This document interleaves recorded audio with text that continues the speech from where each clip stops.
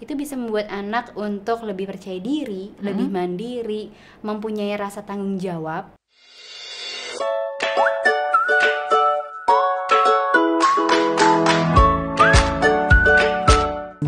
Hai dan Ibu, kembali lagi bersama aku Saskia Aulia Prima, psikolog dan juga co-founder dari 3 Generasi bersama Montessori practitioner kita, Melinda Aristia. Hai. Nah, di video yang lalu tuh kita bahas banyak kan Mel tentang gimana ya supaya anak-anak tuh di rumah pas belajar tetap fun nih, karena belum tentu pas Juli semua masuk. Nah, kali ini tuh sebenarnya aku penasaran nih tentang gimana caranya kita bisa menstimulasi pre-akademis anak. Itu bisa nggak sih? Itu bisa banget. Jadi anak-anak yang udah umur 1,5 tahun atau 1 tahun itu bisa dimulai. Kita bisa mulai dari practical life skills karena itu bisa menstimulasi anak untuk lebih independen. Oh oke. Nah tapi sebelum kita bahas itu, nanti jangan lupa ya diklik dulu subscribe dan loncengnya. Jadi kalau misalnya 3 Generasi punya video baru nih, para parents bisa langsung nonton. Dan juga nanti kita akan bahas lebih banyak nih tips and triknya setelah ini.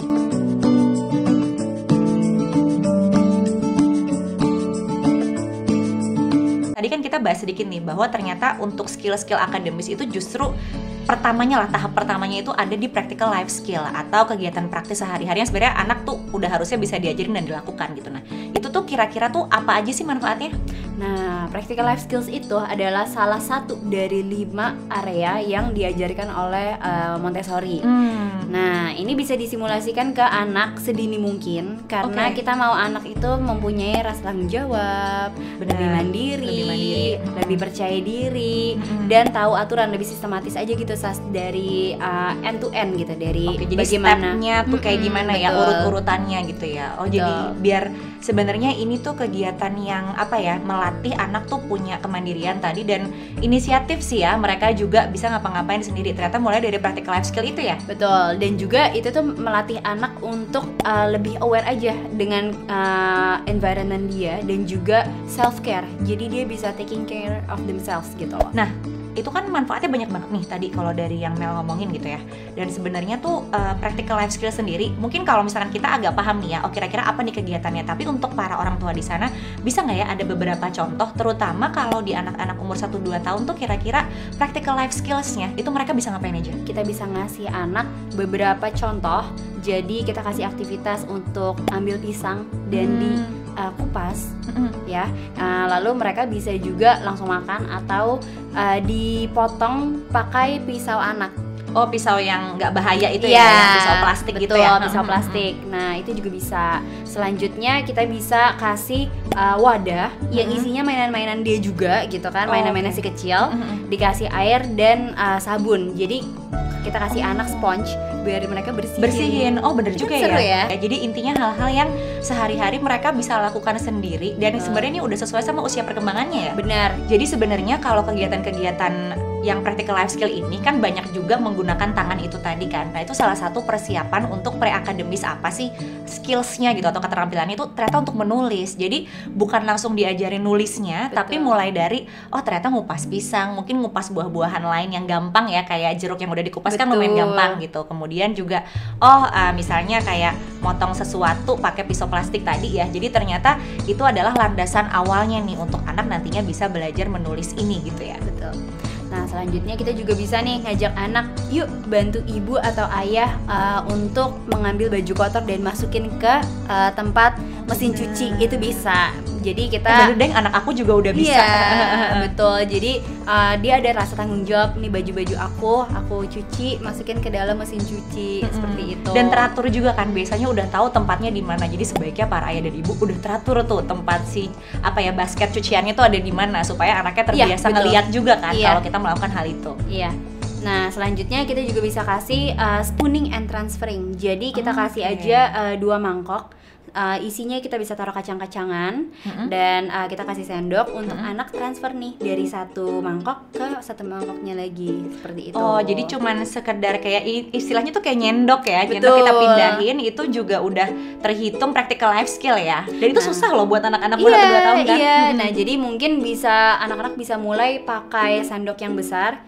nanti dia akan gripnya seperti ini. Tapi kalau misalkan mereka sudah mulai lancar, udah mulai terbiasa, bisa pakai 3 jari ini. Oh, jadi lebih kecil juga sendoknya udah mulai bisa ya. Jadi pincer gripnya jalan gitu loh, Sas, mensimulasinya. Nah, selanjutnya juga bisa pouring water. Jadi kita taruh di ada 2 jug, 1 gelas, satu lagi jug lebih besar. Kita bagaimana anak itu tuang airnya menuang air ke gelas. Karena itu juga tantangannya banyak ya ternyata. Biasanya masih tumpah-tumpah, kadang juga nggak tahu. Dan kadang-kadang ini nggak sih Mel, kalau dulu tuh kayak anak gue tuh suka-suka dia gitu. Jadi kadang nggak langsung ditransfer tapi dia ekspor dulu tuh nggak apa-apa ya? Nggak apa-apa banget. Itu juga bisa kita kasih isi airnya itu dikasih pewarna biar lebih seru aja. Iya. Oke, ternyata jadi banyak banget ya untuk 1-2 tahun. Hal-hal kecil banget.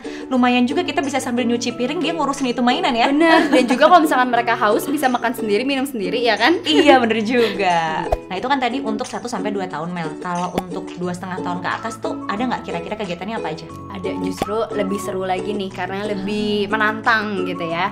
Nah kita bisa ngajak anak untuk bantuin kita jemur baju, Sas. Jadi kita ambil biar anak-anak itu ambil jepit jemurannya, terus menjepit di baju. Kita ya kadang suka lepas ya. Jadi lumayan banget ya untuk jepit-jepit itu ya.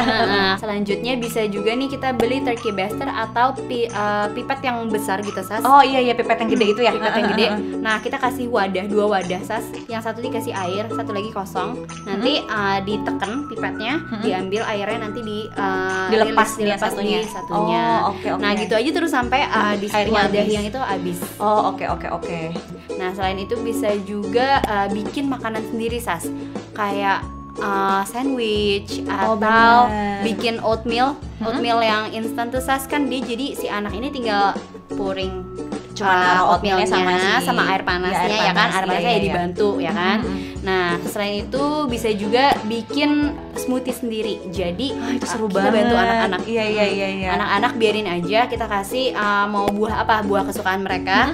Nanti kita bantu awasin, melihat si anak ini potong-potong. Iya. Kalau bisa sih yang buahnya lembek-lembek aja, Sas. Biar gampang dipotongnya juga ya. Jadi nggak bahaya. Nah nanti kita masukin biar si anak ini yang masukin aja ke blendernya. Ya nanti dia yang masukin susunya juga. Jadi belajar pouring juga, water pouring jadinya. Jadi kalau yang tadi tuh masak sama bikin smoothies nih, yang menarik adalah anaknya bisa terlibat dari mulai milih di awalnya. Betul. Gitu ya. Jadi mereka nge-planning dulu, terserah mereka biar lebih termotivasi nih untuk ngerjain kegiatan itu. Menarik juga ya. Nah, selain itu juga bukan cuman memotivasi anak untuk bikin sendiri, tapi itu juga biar picky eaters nih, anak-anak yang picky eaters itu jadi lebih semangat untuk makan atau minum makanan yang dia buat gitu kan. Oke. Jadi ini lumayan kayak salah satu tips GTM ya. Betul.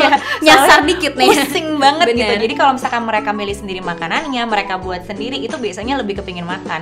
Sama si anakku kemarin juga kayak gitu. Misalnya kayak cuman roti doang dioles sama mentega atau apapun sendiri, itu udah bikin dia lebih bersemangat ya untuk makan makanannya. Dan yang menarik dari kata-kata Mel tadi adalah ternyata kalau udah 2,5 tahun itu bahkan bukan cuman buat kegiatan distraksi mereka sambil kita kerja, tapi bisa membantu meringankan beban pekerjaan kita ya. Itu penting banget ibu-ibu.